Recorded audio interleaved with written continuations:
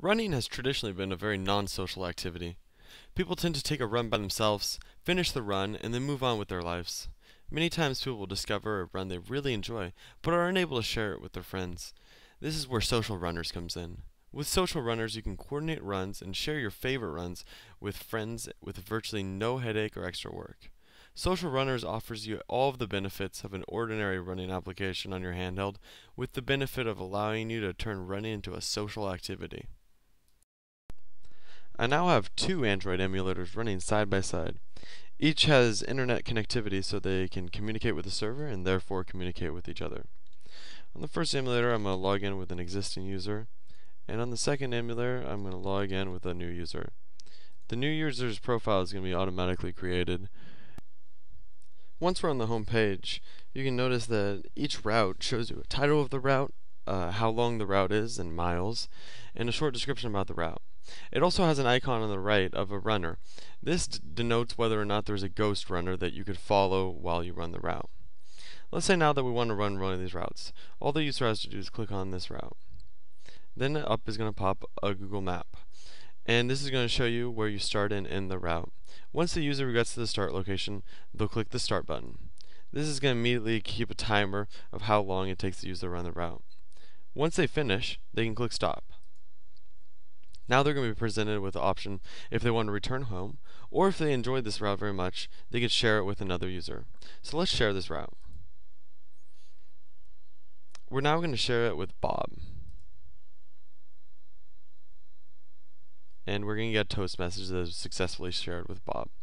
Now Bob's going to go over his phone, click on the menu button, and refresh his routes. He's going to immediately download from the server the Berkeley Campus Run. He could run this route in the same fashion, or by long clicking on the route, he could choose to share it again or delete the route. Let's say now that we want to create a new route from scratch. First, we're going to click on the New Routes tab, and then enter a title and description of the route. Let's get creative here. Then we can decide whether we want to draw or track the route. For now, let's draw the route. This is going to bring up a Google map, and we can pan or zoom around to decide where we want to run the route. This works exactly the same way as you would if you wanted Google Maps. Once we decide where we're going to run, we can tap on the map, and this is going to add pins that will be automatically connected by lines.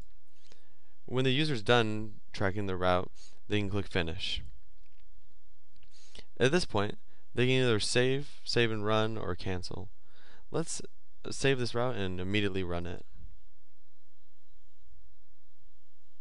This is going to bring up a view just like before, where you can see your route, the start and finish points, and you have a timer at the bottom. So let's start running this route and immediately finish. Just as before, we can either share the route or return home. Since we've already shared a route, let's just return home.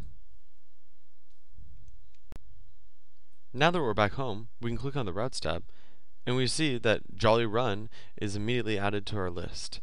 Notice that it automatically calculates the distance. In order to enable the social networking aspect of this program, we utilized CouchDB to send and receive data from the user himself or from user to user. Notice that there's a document for each one of the users and then a list of all users. Let's click on Bob's entry, and we can see that there's the route that we previously created, and the ghost runner is false, and it has the title and description of the run. If we click on the source of the run, we can see that we stored the route data by a series of latitude and longitude points for every turn that they took. Once this is received by the program, it's parsed and then put onto the Google map where the user can actually see the data. I now brought up another two Android emulators comparing our initial design to our final design. Initially, we had stuck to the Android convention of a black background with a light gray text.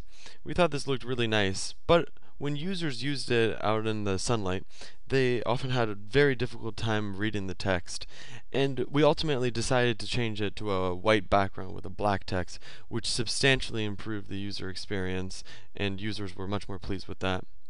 Also, the other most major flaw with our initial design was the Ghost Runner icon was an actual ghost icon. We thought this was a very good metaphor for Ghost Runner, but it didn't translate well, and the users were very confused about what the ghost actually meant. By replacing it with the runner, we still use the idea of a ghost runner with a slightly different metaphor, and the users now comprehend at a much better level what the ghost runner means. All in all, we feel like the Social Runners application can be easily grasped by any user just by playing around with different functions. There are some parts of the program that are a little more hard to grasp immediately, such as activating a ghost runner, but once the user is given instructions on how to do this, they can very easily repeat that action many times in the future. We would also like to implement tracking the user's running by GPS if they want to create a route, not by drawing it, by actually running it. And this could be implemented in a future iteration of the program. Thanks for listening to our presentation. I hope you have a wonderful day. Goodbye.